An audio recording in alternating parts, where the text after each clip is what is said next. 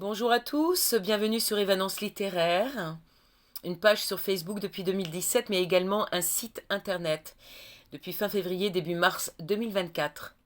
Je suis Évangéline Brunois, je suis chroniqueuse littéraire entre autres. J'ai rédigé plus de 1350 chroniques, je ne sais pas à combien de maisons d'édition cela correspond, environ à 750 auteurs que je remercie, j'en profite, pour leur confiance renouvelée pendant toutes ces années.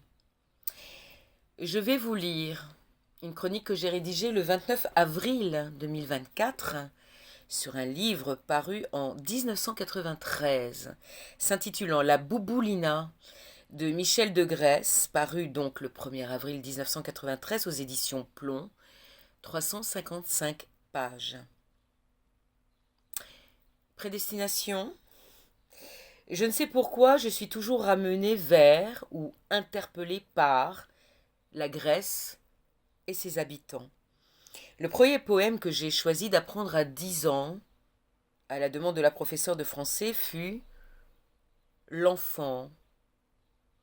Les Turcs ont passé là, tout est ruine et deuil. Kio, l'île des vins, n'est plus qu'un sombre écueil. Kio qu'ombrageaient les charmilles, Kio qui dans les flots reflétait ses grands bois, ses coteaux, ses palais, et le soir, quelquefois, un cœur dansant de jeune fille. Tout est désert. Mais non. Seul près des murs noircis, un enfant aux yeux bleus, un enfant grec, assis, courbé sa tête humiliée.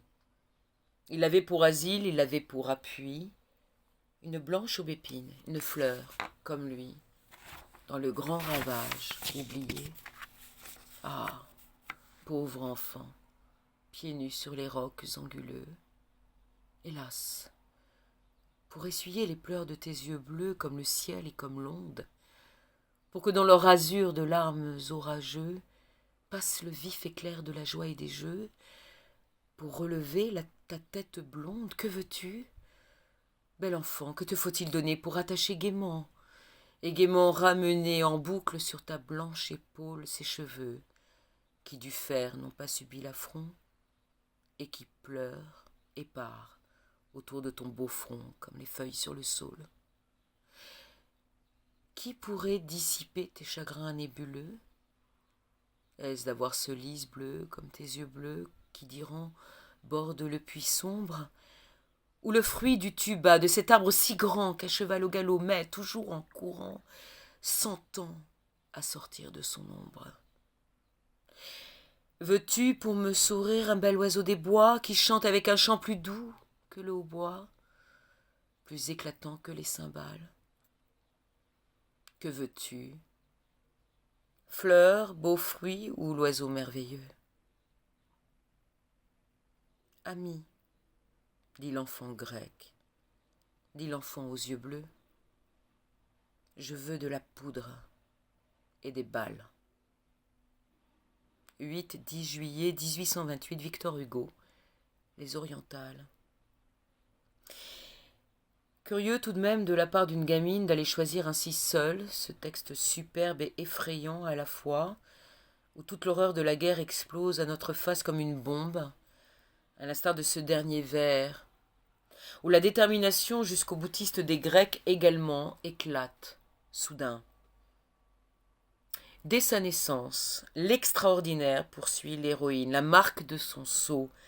Pensez donc, venue au monde dans la geôle où gît son père décédé, après avoir été torturée par les Turcs, bénie et baptisée du prénom de Lascarina par le compagnon de prison de l'infortuné mort, lui aussi contre le pouvoir en place, Bourzinos, futur héros de la révolution grecque et donc parrain de notre nouvel ami, elle a de plus pour mère une femme au franc-parler et au courage sans faille. Bon sang ne saurait mentir, même si à l'origine elle est albanaise. La Bouboulina a de qui tenir et mènera sa vie comme un homme, tambour battant aux grandes dames des religieux et jaloux de sa famille, mais pour la plus grande joie de ses amants et maris successifs. L'ambiance est délétère sous domination turque. Comme toujours, il y a les résistants et les collabos, les vrais amis et les traîtres, les complots ourdis par les clans rivaux et au sein même du cercle familial. On se dirait en Corse ou en Sicile. On tue vite et facilement, on condamne, on dénonce pour voler l'argent, le pouvoir, le charisme de ceux qui brillent trop, comme notre héroïne. Très grand roman d'aventure, d'une exactitude historique remarquable, seul ouvrage actuellement ayant traité de la guerre d'indépendance grecque, non du côté turc, pour une fois. Que ce peuple a donc supporté de la part de tous ses conquérants successifs.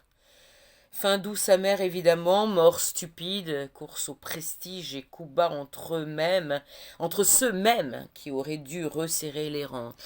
Les politiciens s'en mêlent, ainsi que tous les profiteurs et oiseaux nécrophages de mauvais augure. On croise la route de quelques célébrités étrangères, mais peu, car l'auteur préfère se focaliser sur cette figure de femme, mère, guerrière, hors du commun.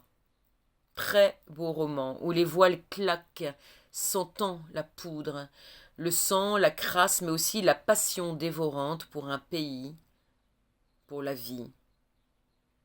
Je vous invite à découvrir la 4e de couverture ainsi que la biographie de l'auteur sur le site de l'éditeur ou sur le site Évanance littéraire. Très bonne lecture, à bientôt, au revoir.